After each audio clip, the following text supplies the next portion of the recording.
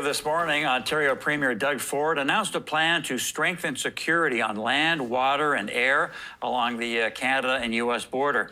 This plan comes days before Donald Trump's inauguration and is expected to create a renewed strategy alliance between Canada and the United States. For more on this, Doug Ford, Ontario Premier, joins us now in studio. Great to meet you for the first time. Yeah, well, likewise. Thanks so much for having me on, Mark. Yeah, no, very, very nice to have you. So what is the main overall goal of this announcement today? We just want to send a message down to President-elect Trump that we heard him loud and clear. Even well before President Trump was elected, all the premiers, and myself included, for years have been saying we have to tighten up the border.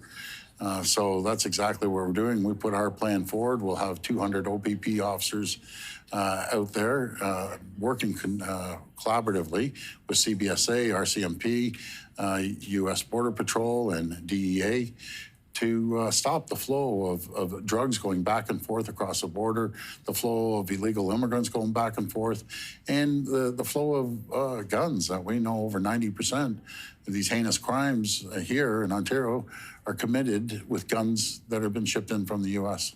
And you're expecting the federal government to support this plan and you have some recommendations as well, such as meet NATO obligations, if not exceed them, also having to do with border security. Can you flesh that out for us? Sure. I know they put an announcement out, $1.3 billion, the federal government.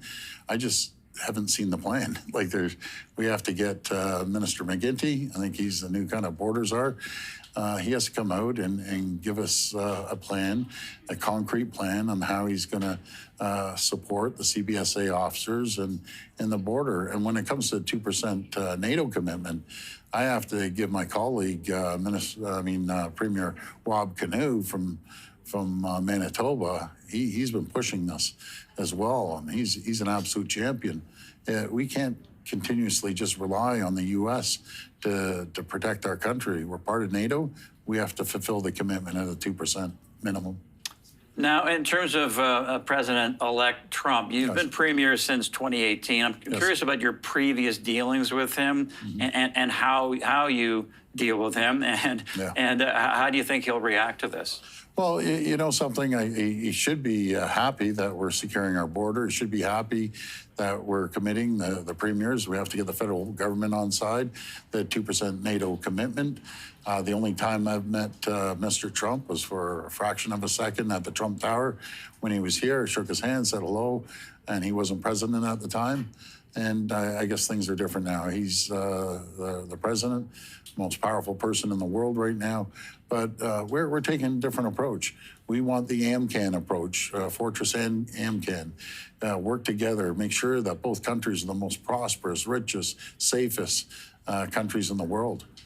And you say you want to help America decouple from China in the energy area and the electricity grid as well. How do you go about doing that?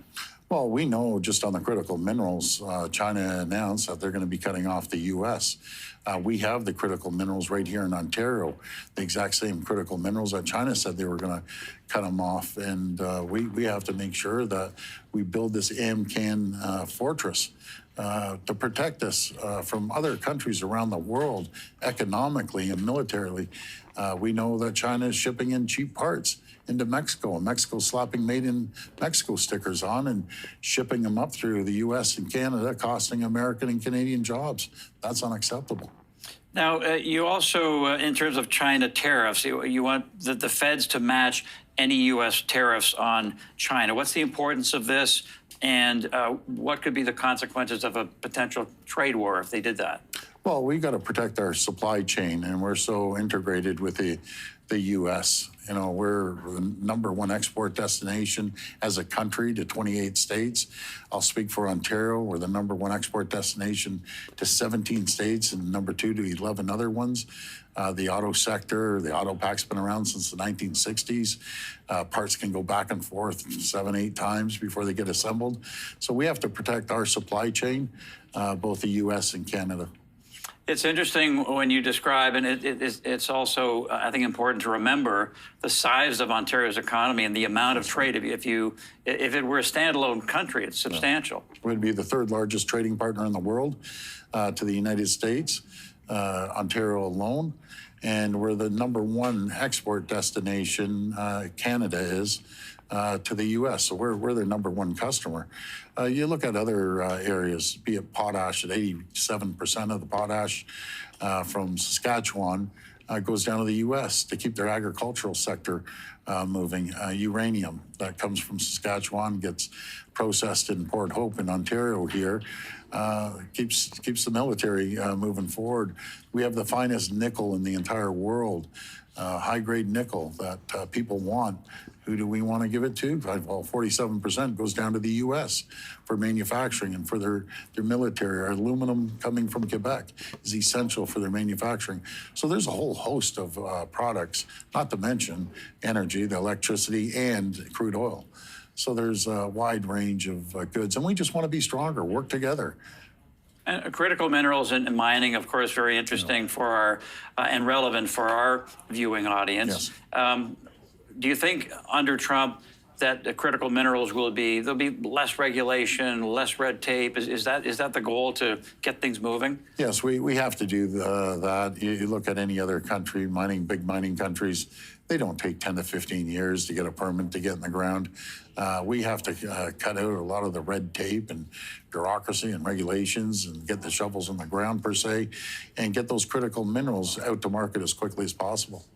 Now, in terms of imposing tariffs on the U.S., it's not the route you want to go, but are you open to that if it comes to that? Yeah, that's the last thing I want to do. I want to ship them more critical minerals, more energy, more of everything. But that's a tool in our toolbox, and we'll see what the U.S. does. And I say the U.S., it's really the president. I just haven't heard it from CEOs. To the contrary, some of the largest companies in the world that are based in the U.S. are sending letters to President-elect Trump saying this is not good for either economy. And along with elected officials, I've talked to endless Republicans and Democrats. They aren't saying the same thing. So let's see how this rolls out on January 20th and 21st. A last cheeky question here for you, Premier Ford. We've been seeing your ads on television. They look suspiciously like campaign ads. There's some speculation that maybe there'd be an early election. Are you going to break some news for us here? Well, I don't know about today, but let's see how the tariffs roll out. My #1 goal is to protect the people of Ontario, in return protect the people of Canada. And we may have to do things that are unprecedented, throwing tens of billions of dollars into the economy, into different sectors, making sure we keep our economy afloat as we go through these challenging times. It's going to be times that like we've never seen before. It could affect up to 450,000 to 500,000 jobs here in Ontario. It would be devastating. And I'll do everything I can to protect the people of Ontario. And I don't believe I should be going out there spending tens of billions of dollars without a mandate from the people. It's the people's money, not the government's money. But let's see what happens.